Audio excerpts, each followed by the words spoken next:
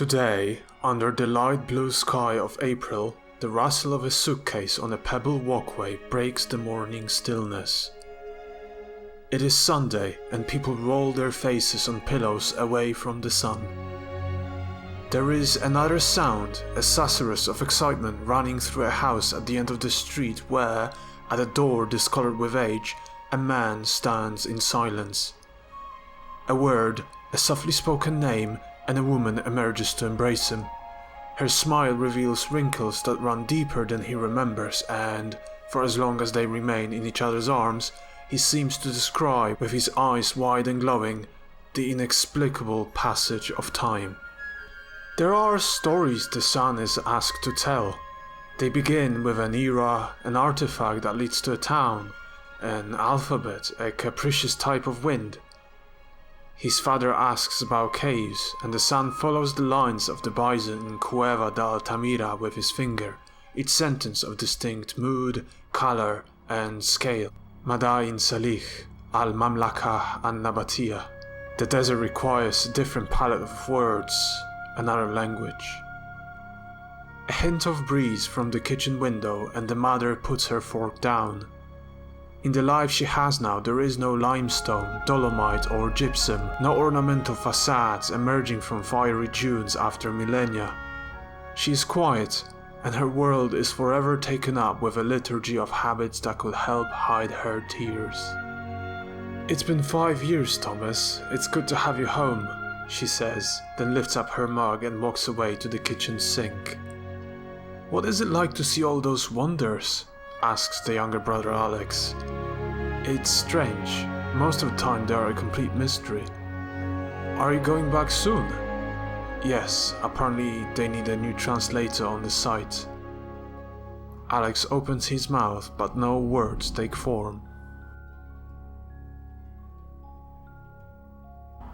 It's now Sunday, and the family have retreated to their rituals. "Sarah!" called out the father from the bedroom. It was in his son's absence that the spirit of now an older man waned. As a clergyman, one day his eyes couldn't follow the small lines of text in the Bible and, with a soft shake of his head, he placed his coffee mug on the soft yellow pages. The next 3 days he spent in bed staring at the ceiling until he could no longer hold his eyes open, his memories of the time wasted, banished for a non-existent cause, sending him to sleep. When he woke up, he had to learn a new way of living for the days that were to come, and all his joys and all his pain had to be adjusted. He believed it was with the best intention that he chained himself to bed and barricaded his mind, so as to re-examine the images of the past and see, however painful the experience, how much had been dreamt away. "Sarah!" he called out again. Her hands lay heavy on the armrest of her lounge chair. "Yes?" She spoke softly and stood up. She then walked through the corridor with her fingers brushing the walls, she sometimes imagined she were blind, and lifting off at the great gap of the bedroom. "What's wrong?" she asked. The man rolled his head on the pillow. "I was checking if you left. I haven't planned to go anywhere." With her stooped body framed in the doorway, only her hands delved into the room to grasp the door handle. "Should I close it?" "What about the mass? You've never skipped. Just take the bus and you won't even be late." "I don't feel like going." "Are you going to be ill?" There was no sign of illness on her face as she glanced at the open window. Spring was outside. "Maybe." She pushed herself away from the door like a fisherman pushes his boat away from the shore, half conscious, freshly out of the invariably short sleep. Back in the corridor, her shadow stretched over the walls in the early morning sun to freeze in front of her son's closed room. He can hear her fingers touch the door. She does not enter. In the room, at the desk and under his wrists, there roll parchments, palimpsests, and yellowed pages filled with signs and symbols of languages long forgotten. Among them, a half-open letter in a brown envelope. He would not open it. He had a feeling it would send him far away from where he sat. Instead, he shifted in the chair to look out the window. His younger brother climbed on a bicycle with a backpack and took off. As his eyes were about to turn back towards the desk, he noticed his mother walking down the porch to the car. There, in the silence of her car, she fixed her hair and smoothed down her dress. She then grasped the steering wheel and held onto it, her eyes locked on the wide garage door in front of her.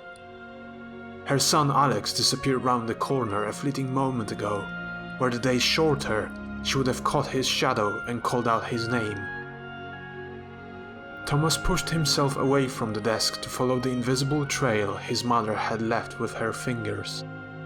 As he stepped outside, it was in that moment the mother, with her left foot pressing against the car floor and head rising up the wheel, could not resist but look at her son like at a grown-up man.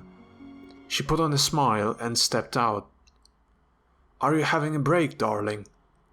"I can't read anymore. Where's Alex?" "He took my backpack." "He's seeing someone." She turned her eyes away to contemplate her lie. In the front yard, there were memories sketched over the grass where she, a woman of 50, could catch a glimpse of the great outline of her life in its brightest colors. In these embers, she searched for the day before she felt surrounded by relics from a life that no longer existed. "Mom?" She blinked. "Yes?" It has been weeks since she focused on the sound, an image.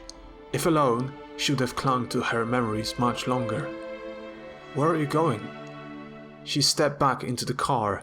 Sarah Carrera, until now a mother and a wife, smudged her cheek with her left hand upon the realization that her eldest son looked like a stranger. "What is that letter that came here for you?" she asked. "We changed your address after you'd gone to college." "I haven't opened it yet. Where are you going?" A trace of a smile played across her lips. "Shopping." Alex has sensed a turn in the weather. Grass swayed and wind howled amongst the trees as he rode out the town and onwards to the lake. He stopped by a rusted barrier at the edge of the forest and stared at the tree crowns as the thought of turning around crossed his mind. At noon, there could have been the family's neighbor walking down the path with his hands forever hid in the depths of his pockets, or, if lucky, he could have come across a roe deer. They become solitary in spring. There was also Miss Faris, the old neighbor's daughter, secretly languishing in her house and looking out the kitchen window in the hope of catching a glimpse of the young man's everyday life, even if it was him climbing the stairs. She thought he must be as despondent and hungry for affection as she was, explaining to herself that whenever she had a chance to chit-chat him, usually when running into each other after school, his outright reluctance to engage in anything that even remotely resembled a desire to flirt was caused by his lack of courage. What she would arrive at after a long and sleepless night was that it all must be evidence of his young spirit. Were she a more emphatic person, there might have been a chance she would have perceived the pain in the way the man of her dreams hung his gaze upon things, or how he climbed the stairs as though without a trace of determination to reach the top, and with no simplest expectations. At this time of year, when people could sense the lateness of the day without looking at a clock, Alex knew there was no one around to stop him. He picked up a few heavy stones and put them inside his brother's backpack. The old boat he pushed off the lakeside carried him across the rippling strands of white and blue to the center. In between the dense weeds, he spotted a shoal of fish shimmering in the sun like rustic coins. Hypnotized, his hand meandered down his shirt towards the inside pocket. The sun warmed his neck, yet he gasped at the cool touch of a stone pressing against his naked skin. It looked as if he had spoken with a muffled voice, but was there a word capable of lifting his whole life off its hinges? It was too late to say. He placed his foot on the gunwale and the boat keeled over. The water rippled as he hid its flat surface. The fish swam away, and the lake mirrored the sky in perfect stillness.